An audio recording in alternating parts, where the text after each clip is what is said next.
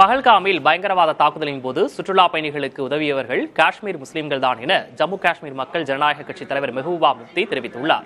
தனியார் தொலைக்காட்சி விவாத நிகழ்ச்சியில் பேசிய அவர் தேசிய ஊடகங்கள் விஷத்தை பரப்பிக் கொண்டிருப்பதாக குற்றம் சாட்டினார். பயங்கரவாத தாக்குதலின் போது சுற்றுலா பயணிகளை காப்பாற்றி உயிரிழந்த ஆதில் ஷா பற்றி அவர்கள் பேசவில்லை என்று கூறியுள்ள மெஹபூபா முஃப்தி, காயமடைந்தவர்களை மைல் கணக்கில் நடந்து சென்று காப்பாற்றிய சஜ்ஜாத் பற்றி தேசிய ஊடகங்கள் பேசவில்லை என்றார். இதேபோல சுற்றுலா பயணிகளை காப்பாற்றிய டாக்ஸி ஓட்டுநர் பற்றியும் பேசவில்லை என்று விமர்சித்துள்ள மெஹபூபா முஃப்தி, ராணுவமும் பாதுகாப்பு படைகளும் அரசும் அதன் பிறகுதான் உதவ வந்தன என்றார். சுற்றுலா பயணிகளுக்கு உள்ளூர் மக்கள்தான் உதவியதாகவும் மருத்துவமனையில் தங்கள் ரத்தத்தை கொடுத்து காப்பாற்றியதாகவும் கூறிய அவர், அவர்கள் முஸ்லிம்கள், காஷ்மீரிகள் என்றும் குறிப்பிட்டார். நாங்கள் பயங்கரவாதிகள் அல்ல, பயங்கரவாதத்துக்கு மதம் கிடையாது என்று தெரிவித்த மெஹபூபா, நாட்டின் பல பகுதிகளில் முஸ்லிம்கள் கொடூரமாக தாக்கப்படும் சம்பவங்கள் நடக்கும் நிலையில் ஒவ்வொரு இந்துவும் தாக்குதல் நடத்துவதாக சொல்ல முடியாது என்றார்.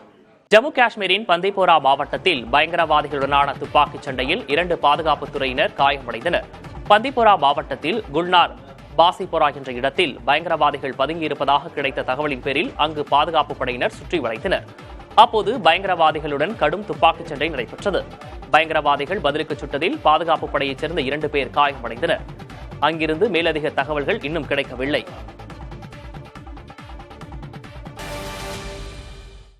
அடுத்த ஆண்டு மார்ச்சுக்குள் நாட்டிலிருந்து நக்சலைட்டுகளை அழிக்க உறுதி பூண்டிருக்கும் மத்திய அரசு அதற்கேற்ப நடவடிக்கைகளை தீவிரப்படுத்தியுள்ளது.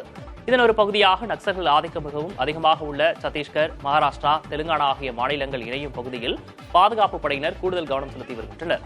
5000க்கும் மேற்பட்ட துணை ராணுவ படையினர் அப்பகுதியை சுற்றி வளைத்து தாக்குதல் நடத்தி வருகின்றனர். இதையடுத்து 300 நக்சலைட்டுகள் சரணடைந்துள்ளனர்.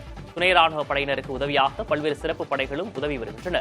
ஒருபுறம் காஷ்மீர் தாக்குதலுக்கு எத்தகைய பதிலடியை இந்தியா தரப்போகிறது என்ற எதிர்பார்ப்புகள் உள்ள நிலையில், மறுபுறம் பொது சமூகத்தில் பெரிய அளவில் கவனத்தை ஈர்க்கும் தாக்குதலை பாதுகாப்பு படைகள் மேற்கொண்டுள்ளன.